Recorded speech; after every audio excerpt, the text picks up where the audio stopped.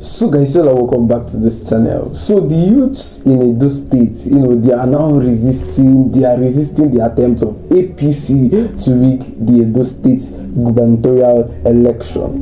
This APC, they are very desperate. They can do anything, they can do the doable to make sure that they capture that Edo State. The election is going on now, and look at what they are doing there. Look at how they are trying to rig the election. They don't want any other party to rule in that Edo State apart from APC, and they are doing everything possible. They are doing everything possible. In fact, they can do anything to make sure that an APC man is in power in that Edo State. Now, the youths in Edo State, they are now, they are resisting the attempts of APC to rig Edo State gubernatorial election. You can imagine some APC governors. They are already in Edo State.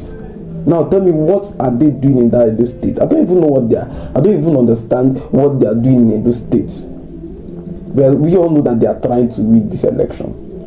Because I don't understand what APC governors that are not from Edo State, what are they doing in Edo State?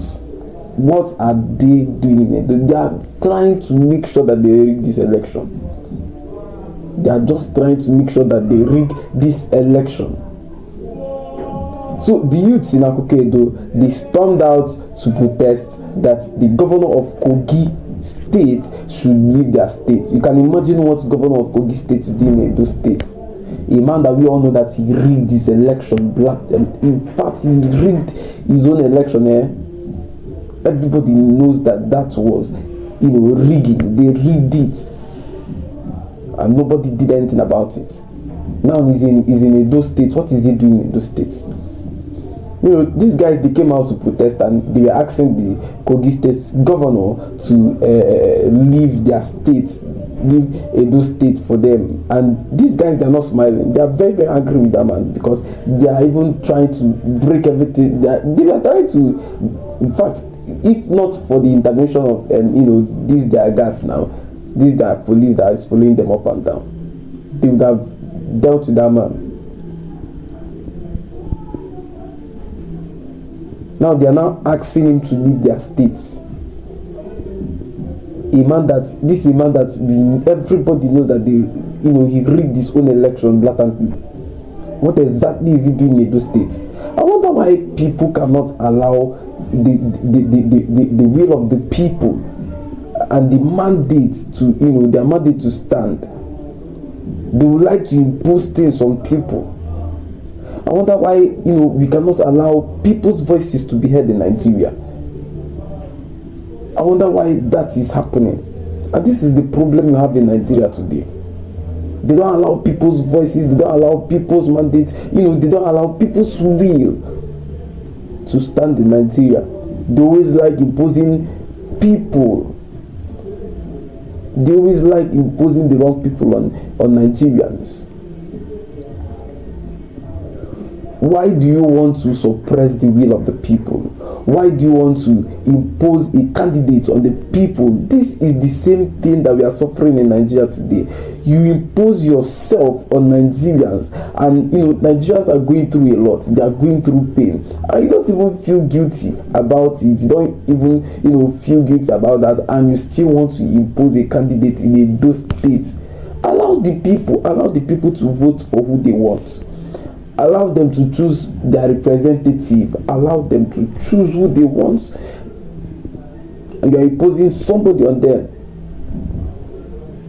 It's just like making it compulsory that this guy is going to rule. If not him, nobody else. What kind of country is this? What kind of leaders? What kind of corrupt leaders do we have in Nigeria? See, this thing is not even a big deal. It's not a big deal.